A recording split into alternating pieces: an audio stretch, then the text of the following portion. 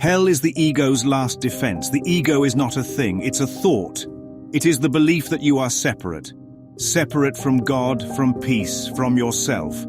It is a whisper that says, you left heaven and now you must pay.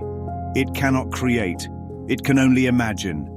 And its favorite invention is hell. Because once you begin to question the ego, once the cracks in its story begin to show, once love begins to return to your awareness, it plays its final card. Fear, dressed as fire. Hell, not just any hell, but eternal God-ordained punishment. For what? For being what you never were. The world says hell is where bad people go. The Course says hell is an idea you never left. Because hell is not a location, it's a thought. It's the thought that guilt is real. It's the belief that what you did in a dream has real consequences in reality. It's the lie that God has turned against his Son. But beloved, God doesn't turn. He is changeless and only love.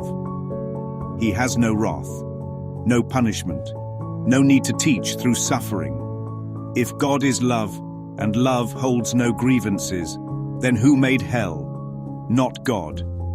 The ego did, because it needs a reason to keep running. And if you ever start walking toward the light, if you ever begin to remember who you are, if you start letting go of guilt, the ego will scream, "Stop! You'll be punished." Hell is its final scare tactic, its haunted house exit sign. But heaven has no opposite.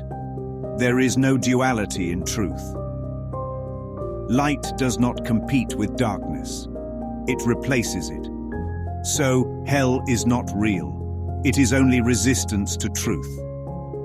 A shadow thrown by a mind afraid of waking up. Like a child hiding under a blanket, sure that monsters wait outside. But there are no monsters. Only sunlight. The Course says the ego speaks first and it speaks loudest. It rushes in with judgment, guilt, and stories of punishment.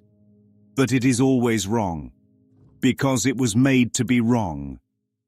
It is the belief in what cannot be. And when you begin to question its foundation, it has only one move left: to make you afraid of God. It says God is angry, that love is vengeful, that heaven is guarded by pain. But the gate to heaven is not locked. It's just not defended. And the ego cannot enter, because only love can. So the ego paints the gate with flames to make you turn back. It says, "Don't go there, you'll be judged." But the judgment already came, and it was this: you are still as God created you. The ego hates that. Because if you are innocent, it is out of a job. So it tries one last trick. It tells you God will punish you if you ever try to go home. That's hell. Not real, not eternal, just the ego's final fantasy. And when you stop believing it, it disappears, like every other lie, because the truth cannot be threatened. And what is false has no power. So walk on, beloved. Let the flames reveal themselves as mist.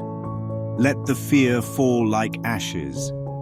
And remember, hell was the ego's last defense, but it was never yours.